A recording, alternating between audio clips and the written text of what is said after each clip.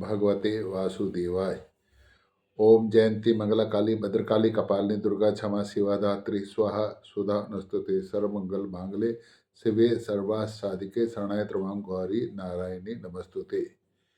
नवरात्र का चौथा दिन कुष्मांडा माता। माँ दुर्गा जी के चौथे स्वरूप का नाम कुष्मांडा है।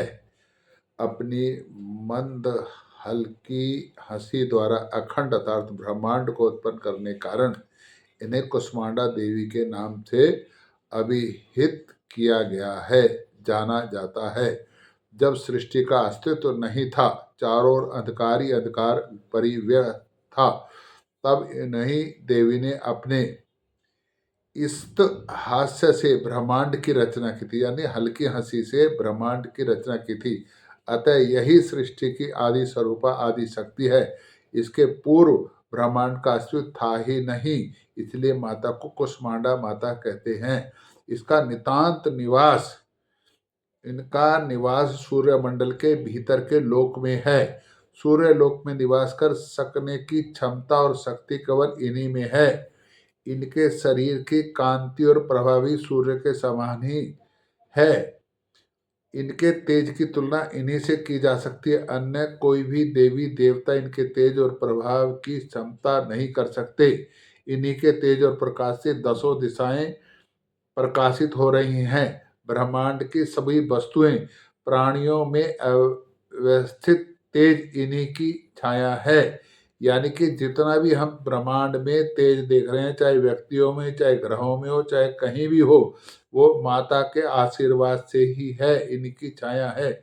माता की 8 भुजाएं हैं, अतः ये अष्टभुजा देवी के नाम से भी विख्यात है।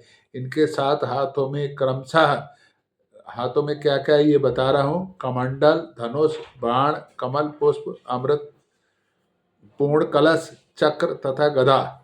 8वें हाथ में सभी सिद्धियों और निधियों को देने वाली जय माला है। इनका वाहन सिंह है। संस्कृत भाषा में कुसुमांड कुम्हड़े को कहते हैं। बलियों में कुम्हड़े की बलि इन्हें सब प्रिय है। इस कारण भी ये कुष्मांडा कही जाती हैं। यानी कुष्मांडा वाले दिन, जिसको सीताफल भी कहते हैं, उसकी बलि देनी चाहिए। नवरात्र पूजन के चौथे दिन कुष्मांडा देवी के स्वरूप की ही उपासना की जाती है। इस दिन साधक का मन अनाहत चक्र में अवस्थित होता है। अतः अपना जो ध्यान है, जब हम ध्यान लगाने माता का बैठें तो अनाहत चक्र में अपना ध्यान लगाकर बैठें। कभी एक मेरा वीडियो देखें, चक्र क्या होते हैं, तो वो चक्र आपको ध्यान में आएंगे। अगर मैंने कल भी बताया था कि अगर चक्र ना समझ में आए तो सूर्य चक्र या आज्ञा चक्र भवों के बीच की स्थिति को जहाँ पे टीका लगाते हैं, वो आज्ञा चक्र है। तो ध्यान में रखकर उपासना करनी चाहिए। अतः इस दिन अत्यंत पवित्र और अक्षल मन से कुष्मांडा देवी के स्वरूप को ध्यान में रखकर माता की आराधना करें।